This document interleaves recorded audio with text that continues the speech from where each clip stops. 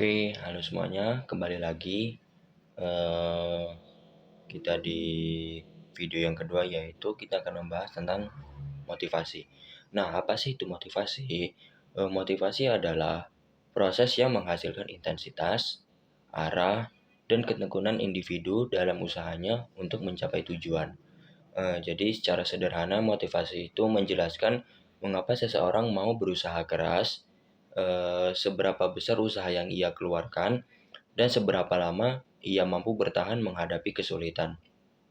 Nah, ada tiga elemen kunci dalam motivasi. Yang pertama yaitu intensitas, yaitu seberapa besar energi dan semangat seseorang untuk mencapai sesuatu. Yang kedua yaitu arah, yakni kemana usaha itu diarahkan, apakah menuju ke hal yang produktif atau tidak. Yang ketiga yaitu ketekunan, yaitu sejauh mana individu mampu bertahan dalam upaya mencapai hasil meskipun menghadapi hambatan. Nah, dalam perilaku organisasi, konsep motivasi itu telah dikaji sejak lama melalui beberapa teori klasik yang sangat berpengaruh. Nah, teori-teori tersebut diantara lain adalah hierarki kebutuhan Maslow, teori dua faktor Herzberg, teori X dan Y McGregor, serta teori kebutuhan McClellan. Nah, keempat teori ini menjadi landasan awal untuk memahami apa yang sebenarnya mendorong seseorang bekerja dengan semangat dan tekun dalam organisasi. Uh, yang pertama, selanjutnya yaitu teori hierarki kebutuhan Maslow.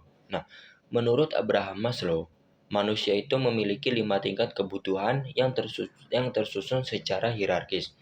Yang pertama yaitu kebutuhan fisiologis, yaitu kebutuhan dasar seperti makan, minum, dan tempat tinggal.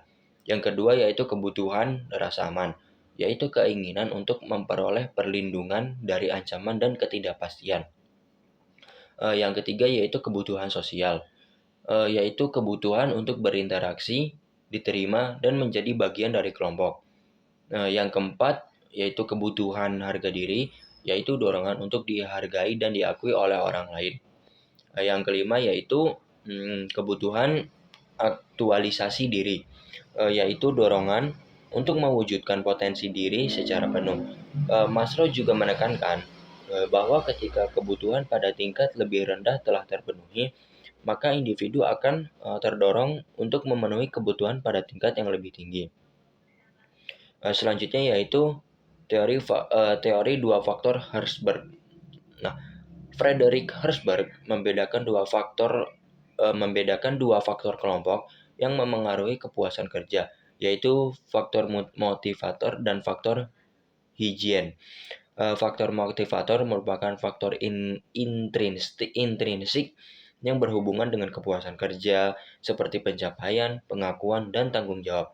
Sedangkan faktor higien merupakan faktor ekstrinsik seperti gaji, kondisi kerja, dan hubungan rekan yang dapat menyebabkan ketidakpuasan bila tidak terpenuhi. Jadi kesimpulannya tuh faktor motivator meningkatkan kepuasan, sedangkan faktor higien itu mencegah ketidakpuasan tetapi tidak selalu memotivasi seseorang untuk bekerja lebih baik. Selanjutnya yaitu teori X dan Y McGregor. Nah, Douglas McGregor itu mengembangkan teori X dan Y untuk menjelaskan pandangan manajer terhadap karyawan. Teori X itu mengasumsikan bahwa karyawan itu cenderung malas, tidak menyukai tanggung jawab, dan perlu diawasi ketat agar bekerja dengan baik. Sebaliknya, teori Y itu berasumsi bahwa karyawan itu secara alami menyukai pekerjaan, mampu mengendalikan diri, dan mencari tanggung jawab serta kesempatan untuk berprestasi. Pandangan seorang manajer terhadap bawahannya itu akan sangat memengaruhi gaya kepemimpinan dan tingkat motivasi di lingkungan kerja. Selanjutnya yaitu teori kebutuhan McClellan. David McClellan itu menjelaskan bahwa motivasi seseorang itu dipengaruhi oleh 3 jenis kebutuhan utama, yaitu kebutuhan untuk berprestasi atau need for achievement, yaitu keinginan untuk mencapai standar keunggulan tertentu. Yang kedua yaitu kebutuhan untuk kekuasaan atau need for power, yaitu dorongan untuk memengaruhi dan mengendalikan orang lain. Yang ketiga yaitu kebutuhan akan afiliasi atau need for affiliation, yaitu keinginan akan menjalin hubungan yang hangat dan harmonis dengan orang lain. Jadi setiap individu itu memiliki kombinasi yang berbeda dari ketiga kebutuhan ini.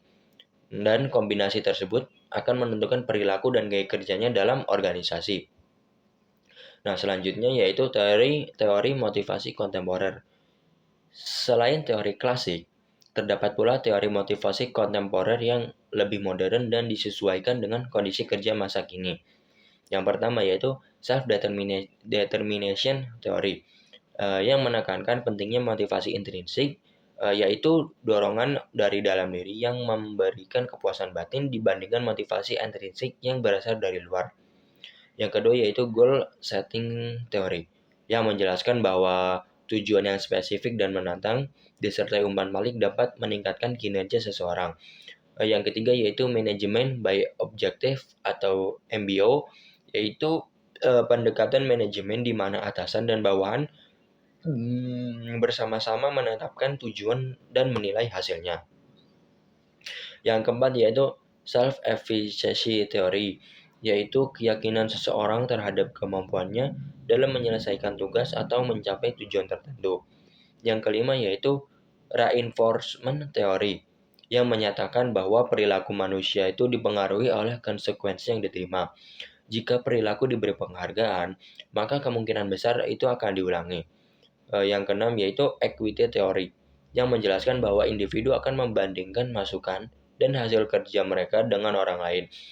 Bila merasa tidak adil, mereka akan berusaha mengembalikan keseimbangan.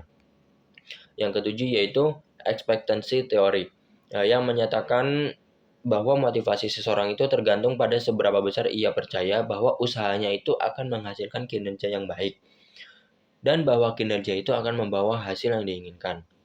Jadi, motivasi itu merupakan inti dari perilaku manusia di tempat kerja.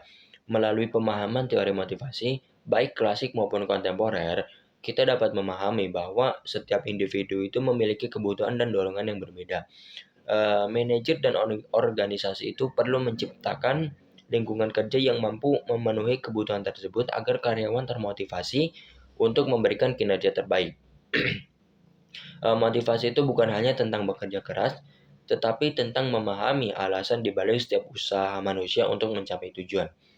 Nah, sekian materi motivasi dari saya. Mohon maaf bila ada kata yang salah. Wassalamualaikum warahmatullahi wabarakatuh.